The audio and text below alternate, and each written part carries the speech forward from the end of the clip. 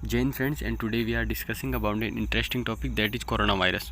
Corona virus, पहले हम इसके बारे में एक बेसिक जानकारी प्राप्त कर लेते हैं। कोरोना वायरस है एक ये यानी एयर कांटेक्ट से हो सकता है या फिर फिजिकल कांटेक्ट से हो सकता है, ये यानी किसी भी तरीके से फैल सकती है ये।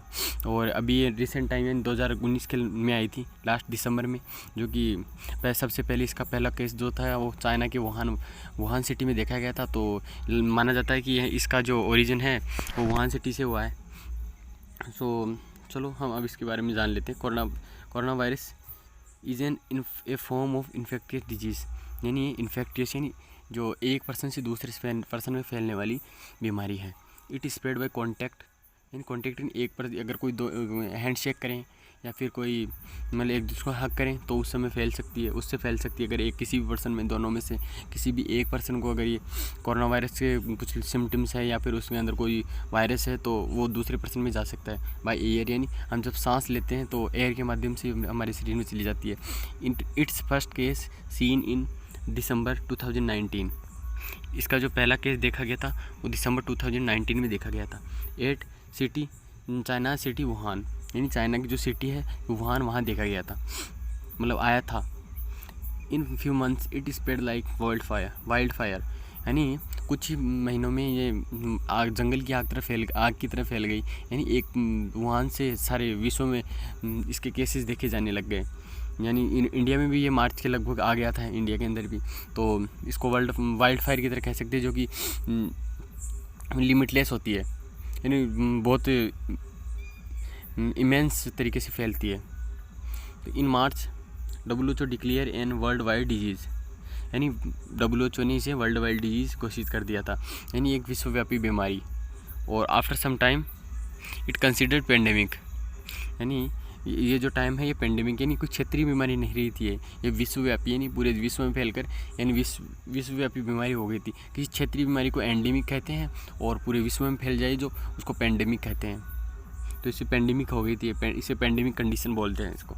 इट्स सिम्टम्स, इसके सिम्टम जो होते हैं वो कॉमन होते हैं, जैसे कि नॉर्मल डिजीज़ होती है, जैसे कि टेम्परेचर या फिर अपने इन्वायरमेंट चेंज होने पे जो हमारे कोल्ड फीवर होते हैं और कफ होता है, उसकी तरह ही होता है इसके सिम्टम्स भी।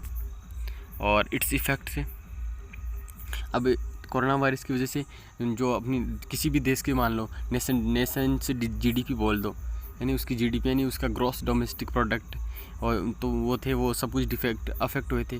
All countries GDP badly affected by कोविड-19, यानी किसी भी कंट्री की GDP ऐसी नहीं थी जो गिरी ना हो और बुरी तरह से अफेक्ट नहीं हो। इट फुल फॉर्म है, और कोरोना वायरस की फुल फॉर्म है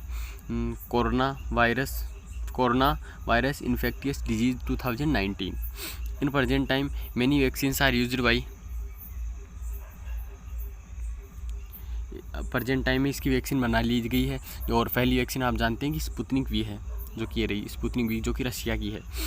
in present time many vaccines are used to control this virus. This vaccines are mostly RNA vaccines, यानी जो वैक्सीन्स हैं वो RNA बेस्ड वैक्सीन है। और सम एग्जांपल, इनमें से कुछ एग्जांपल जैसे कोविशील्ड हो गई, जो एस्ट्राजेनिका द्वारा निर्माण की गई है, और कोवैक्स हो गई, और जॉनसन एंड जॉनसन, जो कि जॉनसन एंड जॉनसन कंपनी द्वारा बनाई गई है। 2DG ड्रग है, जो कि इंडिया की DRDO ने बनाया है, जो कि इसकी जो वर्दी है उसको रोकता है, मतलब कम करता है, रोकता तो नहीं है। स्पुतनिक वी, जो कि रशिया की है। फर्स्ट मेड, जो कि लगभग 2020 के दिसंबर तक आ गई थी। मोस्टली यूज्ड वैक्सीन्स, जो कि अभी रिसेंट टाइम में बहुत ज़्यादा यूज़ की जा रही है vaccines. It change in his chemical, और जो कोरोना वायरस का सबसे ज़्यादा जो बैड इम्पैक्ट जो हम बोलते हैं फर्स्ट लहर सेकंड लहर, उसके जो स्ट्रक्चरल म्यूटेशन, यानी उसकी जो स्ट्रक्चरल परिवर्तन है, उसकी वजह से आया structural shape and mutant itself, यानी इसको म्यूटेंट वायरस भी बोल सकते हैं, क्योंकि ये अपनी जो स्ट्रक्चर है उसमें परिवर्तन कर लेता है, चेंज कर लेता है, तो यह म्यूटेंट कर लेता है अपने आप को। तो कुछ इसके जो कि वेरिएंट्स है उसके बारे में हम जान लेते हैं, जो कि जैसे पहले ये रहा फर्स्ट अल्फ़ा जो B117 है, जो UK की सितंबर 2020 में देखा गया था, जो UK का है, यानी UK में इसका पहला केस देखा गया था। और दूसरा हो गया बीटा वेरिएंट, बीटा B1351 है, जो साउथ अफ्रीका मई 2020 में देखा गया था। और ये है ये गामा है जो कि P1 है जिसका, और ये ब्राज़ील में नवंबर 2020 में देखा गया था।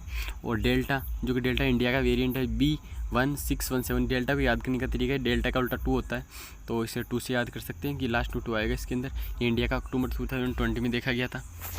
और इसके जो अफेक्ट है उसके अनुसार इसे वायरस ऑफ इंटरेस्ट और अलग अलग नाम से उसके कैटेगरी में रखा गया है। 3 कैटेगरी है इसकी। एपिसन जो कि B1427 है या फिर B1429 USA का है, मार्च 2020 में आया था ये। और जीटा है, जीटा जो P2 बोलते हैं उसको, ब्राज़ील का है, अप्रैल 2020 का। नीटा है वो B1525 है, मल्टीपल है, दिसंबर 2000। ये नहीं है, जगह जगह पाया गया एक साथ, तो इसे किसी क्षेत्र विशेष के नाम के आधार पर रखा नहीं गया इसको। और थीटा है जो P3 बोलते हैं इसको, फिलीपींस का है, जनवरी 2021 का।